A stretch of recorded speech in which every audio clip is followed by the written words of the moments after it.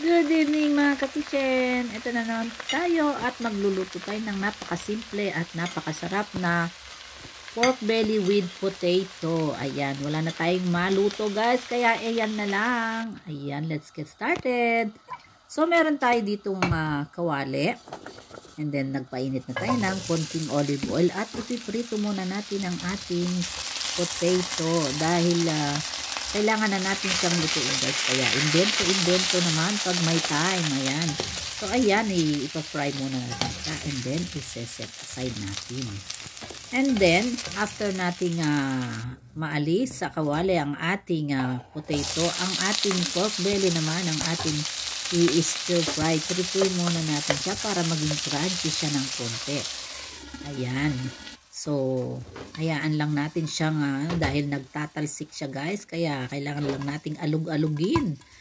Dahil pag masakit sa balat ang matalsikan. So, ayan na crunchy na siya. And then, medyo tostado na. Ayan, ready nang ilagay ang ating sibuyas. Ayan. Lutuin muna natin ng konti ang ating sibuyas. Nilagyan natin ng konting pepper at konting salt. Ayan, para naman may lasa na. Dahil hindi na tayo maglalagay ng pampalasa dyan, guys. Dahil na may lasa na ang ating pork belly, ang potato. Nalagyan na rin natin ng konting asin. Ayan, nag-add din tayo ng konting luya dahil papabalis ng lansa. And then, ang ating red bell pepper. Ayan. And then, i-add na rin natin ang ating sinet aside na potato. So, ayan. Halo-halo lang. Lutuin lang natin siya ng konti dahil luto na lahat yan.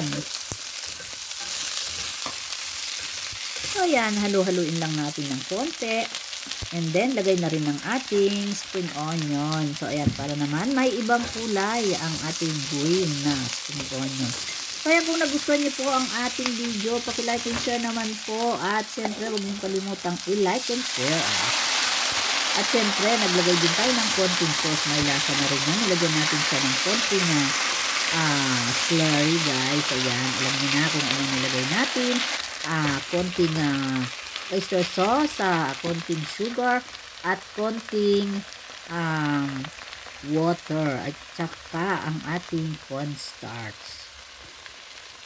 Ayan. So, ayan, luto na ang ating masarap na simple na pork belly with potato. Napakasimple. Ayan, samahan pa natin ng Java rice. Ayan, ang ating yellow rice. Napakasarap nito, guys.